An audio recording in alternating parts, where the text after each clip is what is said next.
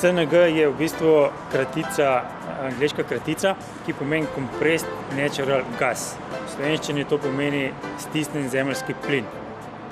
To je v osnovi zemeljski plin, ki se uporablja za pogonske namene, se transportira po plinovodu do naše tehnološke opreme, potem se pa preko visokotlačnih kompresorjev stisne iz začetnega tlaka 10 barov na končni tlak nekje 250-260 barov, na kar se shrani v visokotlačnih zalogovnikih, iz katerih se potem preko polnilnih dispenzerjev napolni osebni avto, avtobus ali tovorno vozilo.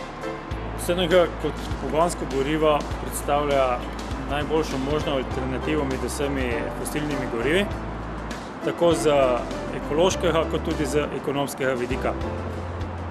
V izpustih motorjev z notranjim izgorevanjem, ki uporabljajo za pogon CNG, praktično ni zaslediti trdnih delcev PM10 in pa PM2,5.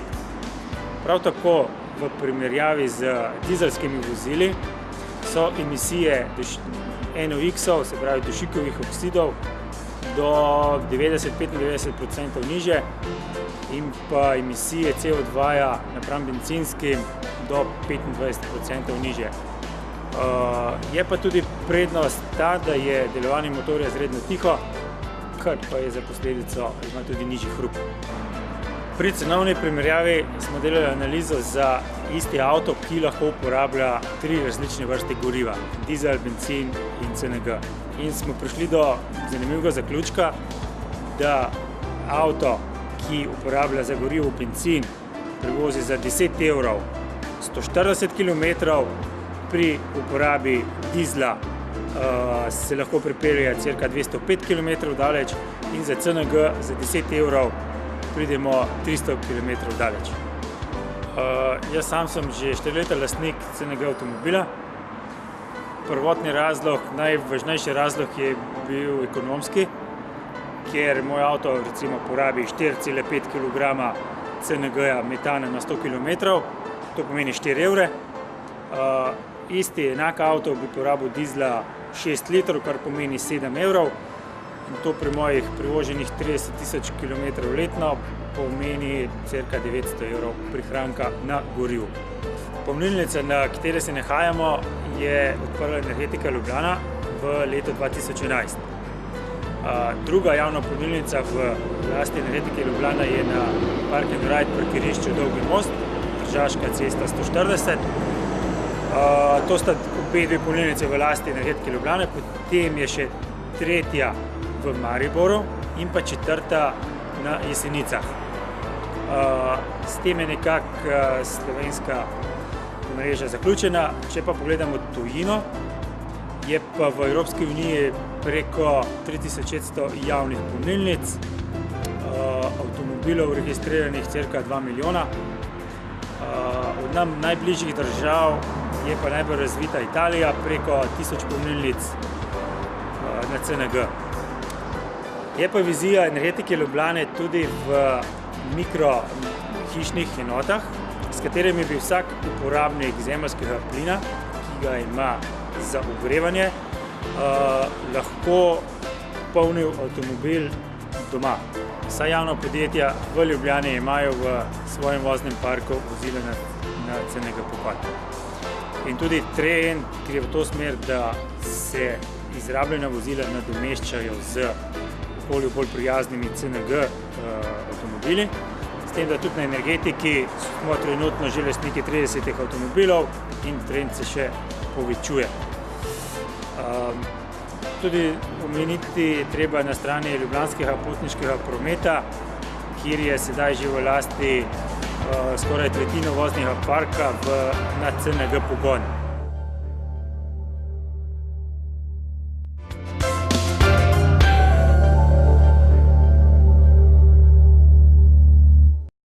Od višine se zvrti, pa se mi res vrti, ker sem tako visok, sredi Ljubljane, na eni najvišjih točk, ene najvišjih zgradb, sredi BTC-ja v Ljubljani. Nisem kar tako tukaj, seveda sem z vzrokom tukaj in to s takim vzrokom, ki bo imel tudi svoje posledice. 6 možakarjev se je tukaj dobilo in so podpisali nekaj. Nima nobenega smisla, da jaz razlagam, nekaj sami povejo. To, kar so meni povedali, bojo zdaj vam povedali. Ker so povedali, kar so povedali. Pa si poglejmo, kaj so povedali. Izvolite.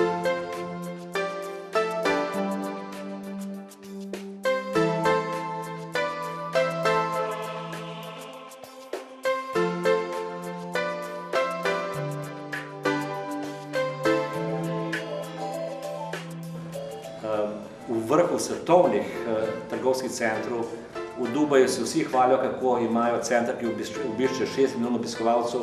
Mi v naši Ljubljani imamo pa center z 21 milijonov obiskovalci in trdim, ko bo odprta IKEA in bo 30 milijonov. Torej, dobrodošli in uživajte.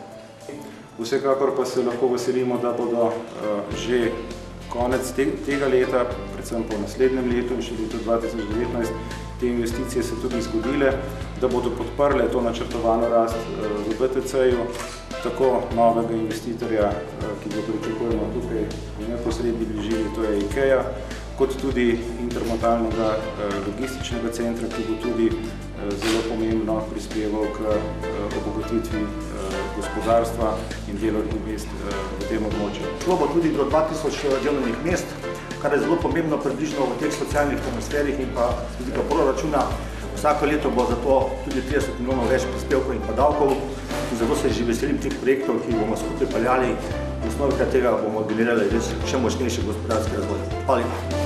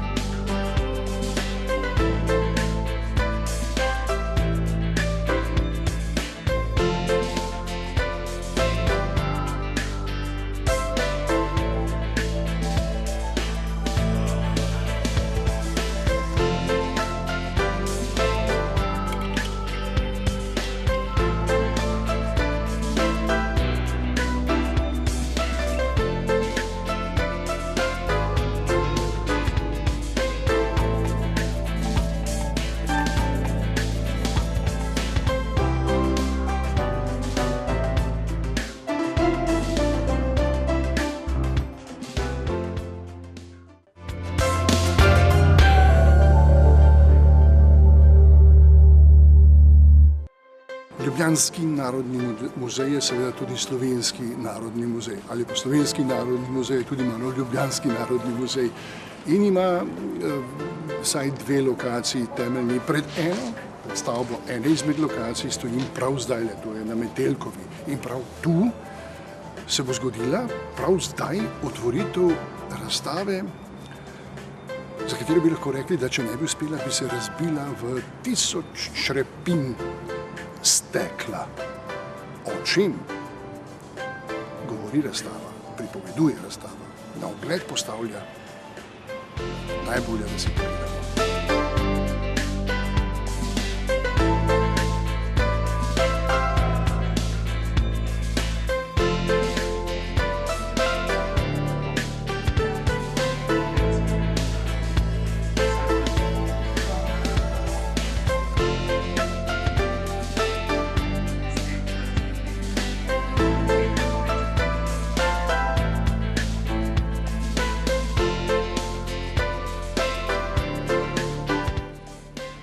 Niso samo iz naše hiše eksponati, so tudi iz drugih muzejev, tudi iz drugih držav, tako da so gosti seveda zelo pazili pri rokovanju. Vsekakor vredno ogleda, bo to mogoče še kaj podaljšano, bo še kaj ljudi, bo mogoče stalno prišlo? Že zdaj so kosi iz stalne razstave tudi tukaj, tako da za potovanje se pa še nismo pogovarjali, ampak vsekakor so rekli, da sodi v neko veliko moderno razstavišče, tako da iščemo primeren prostor, morda kakšno podjetje, ki ima velik vhodni hol, ker je razstava koncipirana tako, da se lahko sestavlja na različne načine. Razstava je pravzaprav spodbudila historična razstava ob Bienalu industrijskega oblikovanja, ki je bil pred 2 letoma in pol. Takrat je soavtorica Cvetka Požar iskala kose modernističnega stekla, ki so seveda tudi v naši zbirki in odtot ideja. Poleg tega se je pa skazalo, da so te kosi redki. To je vsakdanja steklenina za domačo rabo in tega ljudje niso shranjevali, ker ni bilo to nič posebnega, nič prestižnega. Je ta razstava tudi priložnost, da na to opozorimo in se bomo da še kakšen kos ohranil ali pa odkje pojavil. Tudi to, ne, da je vsak predmet, ne, zlasti tak, ne, kot stekleni predmeti od steklenic, kozarcev do gladnih in tako naprej, da ima tudi svojo estetsko vrednost, ne samo uporabo. No, vse tukaj imamo Slovenci, kot smo slišali, ne, že od leta 1860 neko tradicijo, pa ne samo v izdelavi, pa tudi v oblikovanju. Ja, jaz mislim, da celo že prej, ne, zaradi tega, ker takrat, ko so delali glažuta, recimo, ja, steklo so to delali več ali manj mojstri, ki so to obrt delili tudi kot neko izločilo in je bilo to del tudi neke kulture. Pa po vašem mnenju, ne v estetskem smislu, ampak čisto v uporabnostnem smislu, nekako velja prepričanje, da obrtno rokodelsko delo pri nas ni več tako cenjeno kot je bilo. No, jaz mislim, da vedno bolj se uveljavljajo tudi poklice, ki nosijo za sebi to dimenzijo, zaradi tega, ker seveda ne vsi ljudje, ne, ker se že iz objektivnih razlogov tega ne morajo privoščiti, ampak vendarle ljudje gledajo tudi na obliko, radi imajo unikatne predmete ali pa vse predmete, ki niso industrijski v smislu nekih velikih serij in iščejo nekaj, kar jim je tudi všeč.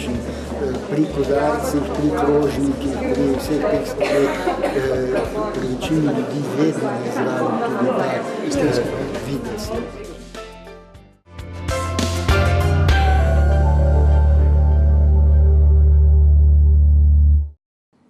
Ja, fajn je. Te luči, te reflektorji. No, niso ravno deske, je pa oder. Ta prav oder, gledališki oder.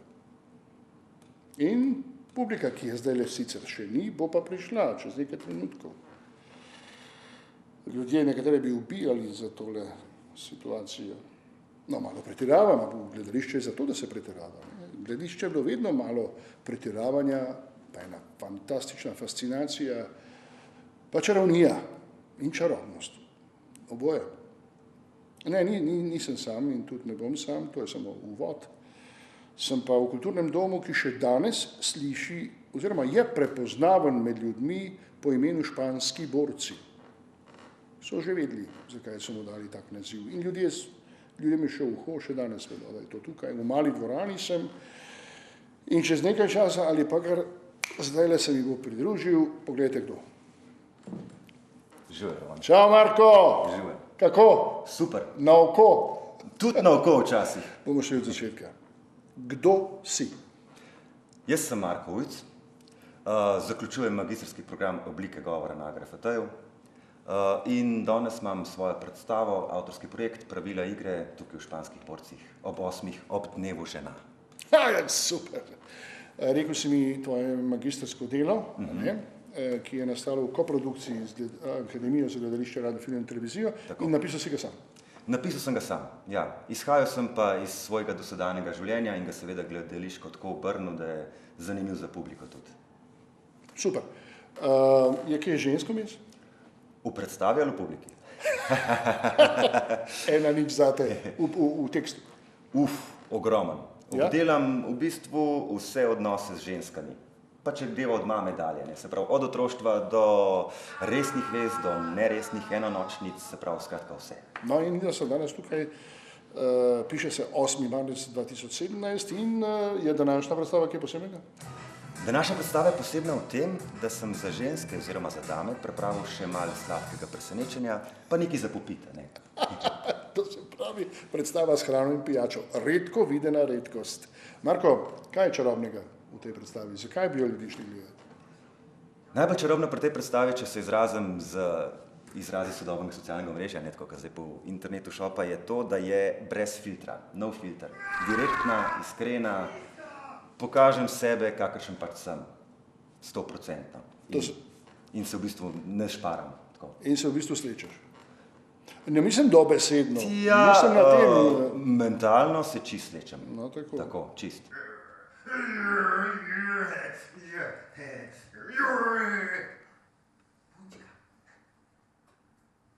In čustvo daš na plan. Vse tako, napladno nosim vse.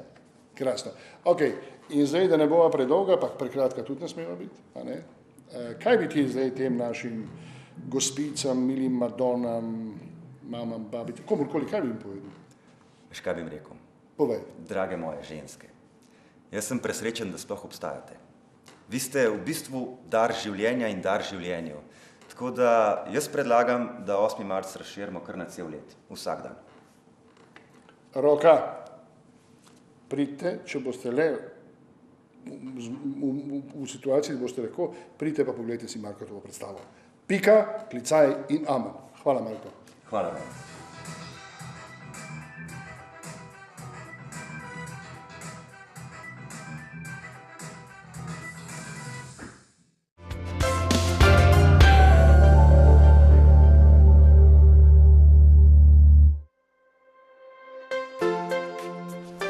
Čas, prostor in človek. Ta trojedinost, ki jo lahko imenujemo tudi zgodovina. Človeka in človeštva. Ker to tudi je. Zgodovina bivanja in sobivanja. V manjših ali večjih bivalnih enotah. Naseljih, vasicah, vaseh, mestih, trgih. Kakorkoli se je že to skozi zgodovino imenovalo. V Mestnem muzeju Ljubljanskem je na ogled prav posebna razstava, ki pripoveduje zgodbo o tej industriji in njenem vplivu na človeka na Slovenskem, predvsem v Ljubljani. Jaz sem si jo ogledal posebej za vas. No ja, malce tudi zase, ker tudi mene Filbec smatra. So pripravili, verjemite, marsikaj za oko in uho je vredno videti. Poglejte si prispevek. Razstavo smo naslovili Nova doba prihaja, industrija, delo, kapital. Nova doba prihaja je del, vers enega od konsov Srečka Kosovela, v katerem pripoveduje o delavcih, njihovem življenju in njihovem potencialnem uporu. Industrija, delo in kapital pa je podnaslov, v katerem smo želeli povzeti bistvo razstave. In sicer v vseh 180 letih, kolikor jih približno obsega naša pripoved na razstavi, govorimo o teh treh elementih povezanih z industrializacijo in urbanizacijo mesta. Industrija, delo in kapital so se v vseh teh desetletjih, 4 velike gospodarske krize so se zgodile v tem času, 2 svetovni vojni, 2-krat se je spremenil družbeno-politični ekonomski sistem in vsakokrat so morali ti 3 elementi znova vzpostavljati medsebojna razmerja. To je sicer proces, ki se v družbi dogaja ves čas, tudi danes, ne nazadnje. Razstavi smo morali poiskati začetek. Ni povsem jasno, kdaj se industrija začne. Več je kriterijev, ki jih zgodovinarji uporabljamo, da postavimo neke začetke industrije. Najbolj jasen, razumljiv in vsakomur očiten pa je pojav parnega stroja v industriji. V Ljubljani in tudi širše na Slovenskem je bil prvi parni stroj postavljen v cukrarni na Poljanah in sicer leta 1835. Skoraj, oziroma dobri 2 desetletji je potem cukrarna čistila sladkor, izdelovala sladkorno zmes, do leta 1858, ko je cukrarno uničil velik požar. Potem je cukrarna šele zaživela drugo življenje, ki ga poznamo danes kot kulturni spomenik, kot prostor, kjer je živela mestna revščina, kot vojašnica, kot prostor nekih drugih industrijskih objektov oziroma drugih tovarn in na koncu danes, ko čakamo, da bo cukrarna dobila spet novo vsebino. No, v tem najstarejšem delu, torej v delu, ko razstava govori o razvoju industrije pred Prvo svetovno vojno, soočamo različne vrste kapitala, ki so omogočali nastajanje industrije. Naprimer Fidelis Trpinc, ki je že v 19. stoletju slovel kot prvi kranjski industrialec, se je v zgodovino zapisal kot tehnološki navdušenec, bi lahko rekli. Potoval je po Evropi, po sejmih, po razstavah industrijskih, kmetijskih, se navduševal za novosti, za tehnološki razvoj in te stvari, ki jih je spoznal, ki jih je videl, je potem uvajal v svojih obratih, delavnicah in industrijskih objektih. Potem so tukaj še drugi predstavniki zgodnega kapitala, recimo Peter Kozler. Kozler, ki je skupaj z brati in sestro ustanovil pivovarno bratov Kozler. To je mimogrede industrijski objekt, najstarejši industrijski objekt v Ljubljani, nastal 1864. leta, ki še vedno deluje in proizvaja isti proizvod kot po ustanovitvi. No, Petra Kozlerja verjetno več ljudi pozna kot avtorja prvega zemljevida slovenskih dežel, manj pa ga pozna kot soustanovitelja industrijskega podjetja.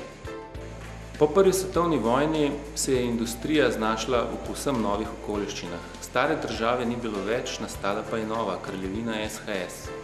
Ta država je bila industrijsko slabo razvita, praktično, z izjemo Hrvaške, skoraj da prazno območje, kar se tiče industrije. Tako je bilo tam veliko priložnosti za investicije za slovenske podjetnike, prav tako pa je bilo tam meščanstvo in drugo prebivalstvo, ki je bilo lačno industrijskih proizvodov. Tako so kmalu po prvi svetovni vojni je skupina ljubljanskih podjetnikov prišla na idejo, da v Ljubljani ustanovijo velesejemsko prireditev.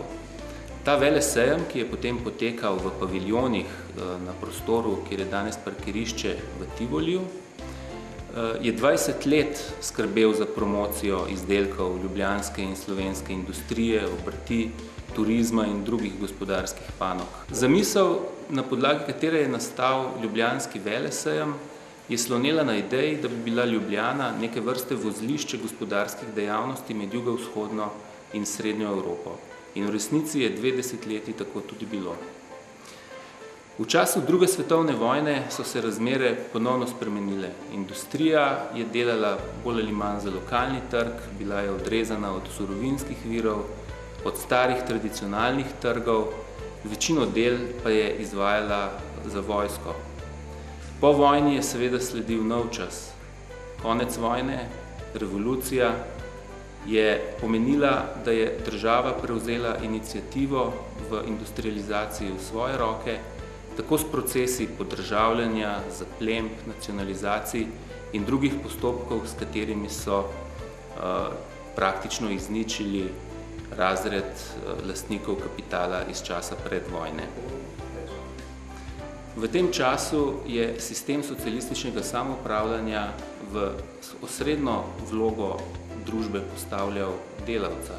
Delavca, ki naj bi bil avantgarda, ki bo peljal družbo v svetlo prihodnost, če tako rečemo. Samoupravni socializem se je izkazal kot eksperiment, ki ni žel uspehov, kakršne je obljubljal na začetku. Konec 80-ih let so se v Ljubljani zgodile precejšnje spremembe v industriji. Precej starih tovarn, ki so bile zasnovane na tradiciji preteklih časov, od 19. stoletja naprej, je počasi ugašalo, nekatere so se uspele prestrukturirati, sledile pa so nove spremembe v 90-ih letih z privatizacijo in drugimi procesi, ki so spremenili strukturo industrije.